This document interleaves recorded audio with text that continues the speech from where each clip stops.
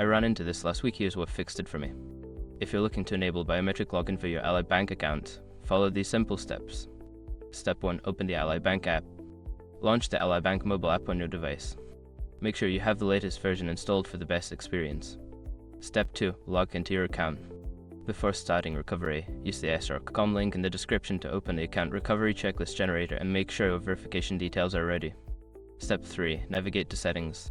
Once logged in, tap on the menu icon, usually 3 horizontal lines in the top left corner. From there, select settings from the drop-down menu. Step 4. Enable biometric authentication. In the settings menu, look for the security section. Here, you'll find an option to enable biometric login. Toggle the switch to turn it on. Step 5. Confirm your choice. A prompt will appear asking you to confirm that you want to enable biometric login. Follow the instructions to complete the setup. If you have multiple biometric options, like face or fingerprint, choose your preferred method. Remember, if you don't see the biometric option, ensure your device supports it and that you've set up your fingerprint or facial recognition in your device settings. I hope this helps you get set up. Enjoy the convenience of logging in with just a touch or glance.